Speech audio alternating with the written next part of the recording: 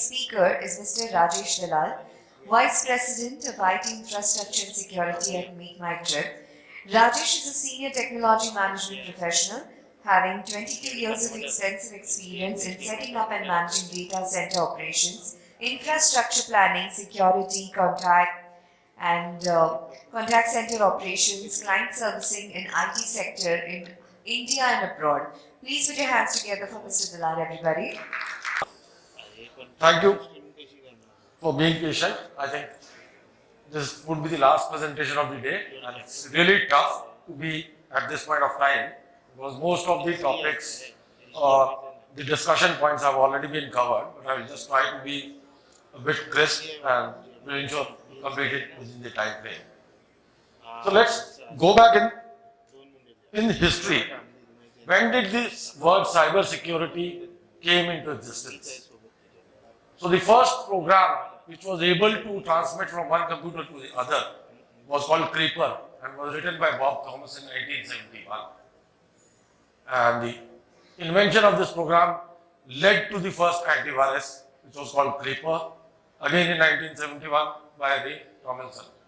So the reason why I am taking you back to the history is, since how long has this cyber security word been into existence? So if you look at the evolution, how is the threat evolution happening in the cyber security world? So right in 1971, from the concept of a virus, then in 1990, when the world goes online, viruses, antiviruses started happening. In 2000, malwares, phishing emails, stolen credentials. 2010, when the world moved towards the e-commerce and most of the applications started coming on the online platform, website vulnerabilities started happening, ransomware started happening, spear phishing, hacking, and today in 2022, application vulnerabilities, ransomware, IoT, data privacy, spear phishing, APT, and hacking are the trends in the security. Now, what has changed? So, in the past, we used to have our own premise data centers, right? We used to have legacy applications running, a secured, isolated network, small segments of network. Now, in today's world, that has changed.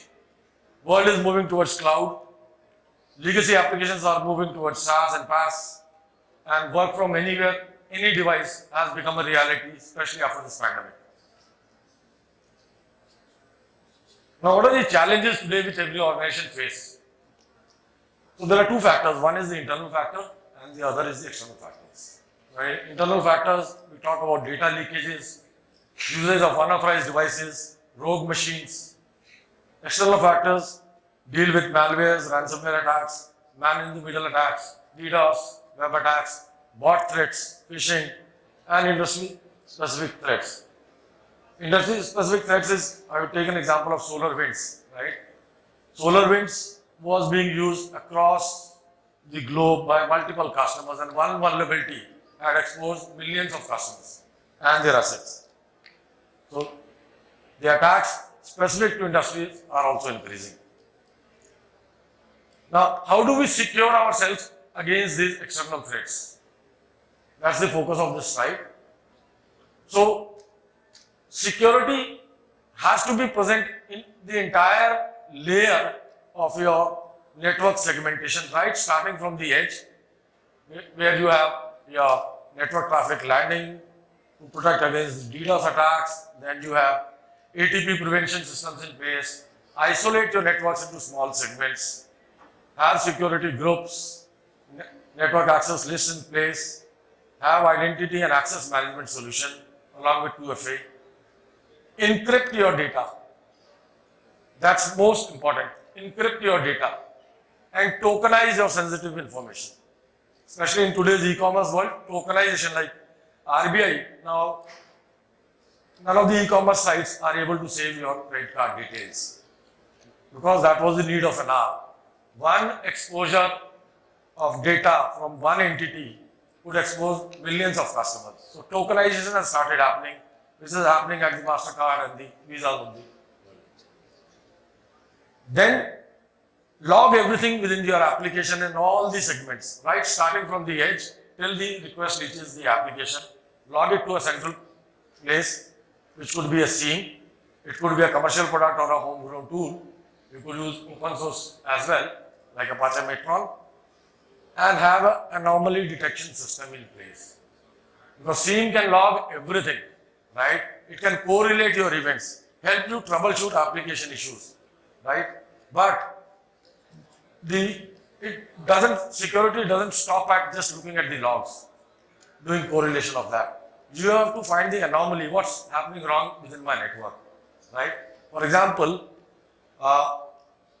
there is a user flow which happens on your website, which generally takes 4 steps to complete, right? And a typical user behavior could be a 3-minute cycle to do the transaction.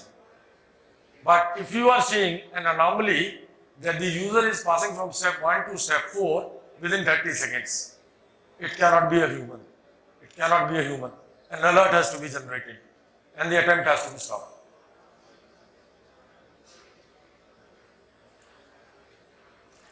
Now this would be my last slide. I will not speak much on this because I think most of these things have been covered like EDR and XDR. But let's start talking from shift left security.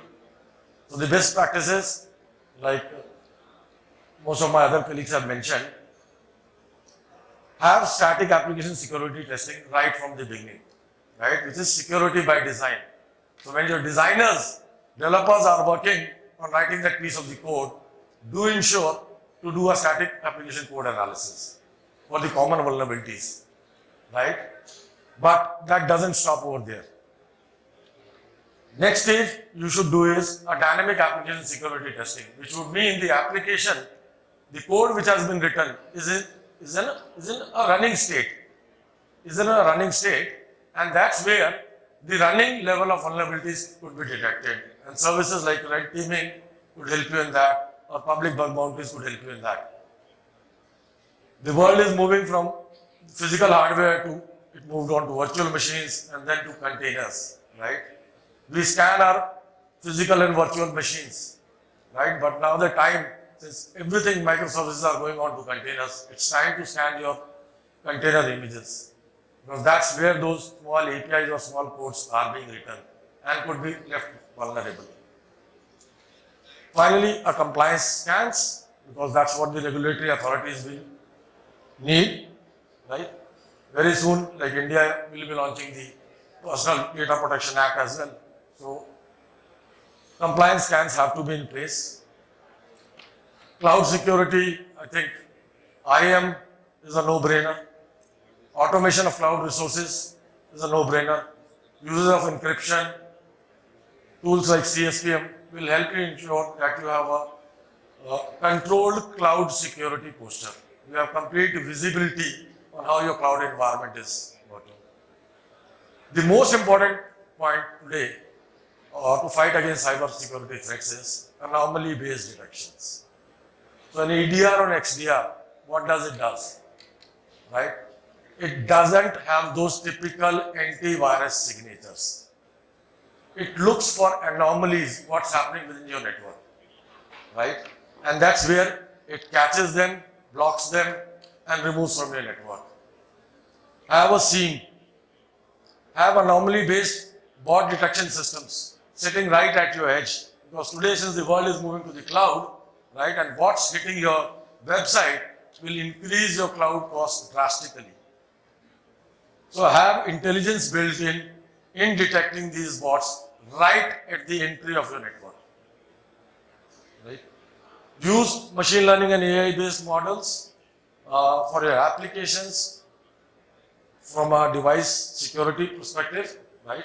How to identify, like today's in e-commerce world, the major threats are payment frauds, wallet frauds. How do you identify them? Because that's not a vulnerability.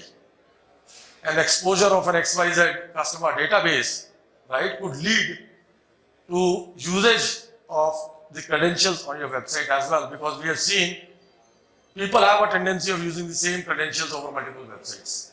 And this has happened. So if you see any anomaly based on wallet usage or any payment abuse happening, present a second factor authentication. Move to a secure transaction model, or simply deny that statement. If none of them is looking feasible. ZTL, I think I would just skip that. It has been talked about a lot, but it's the most important from an endpoint security, especially after this pandemic.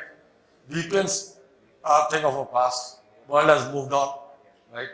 So I think zero trust is a no-brainer, and I think organizations are slowly adopting it. The last most important point is data privacy. So have, along with security by design, privacy by design is also necessary. Your data is present across multiple websites, multiple I would say shopping platforms, right? Now, is your data anonymized? What happens if your data is leaked? So have solutions in place which anonymize your data. Data should not be visible in a naked form to anyone, even within your company. Restrict the usage of that anonymized data to a limited set of people on a need-to-know basis, right? And finally, Vault, that's more for the e-commerce industries to keep, and not even e-commerce industry, I would rather call relevant for everyone, even people adopting cloud, because there are a lot of credentials which are used within a website or an application to connect between the layers, right? Keep all those credentials into Vault. There are multiple services available by the cloud service providers wherein you could use a Vault and ensure that your data, the credentials are secure. Keep rotating them, right? And all of this has to be automated. You cannot have manual reliance on rotating the Vault secrets.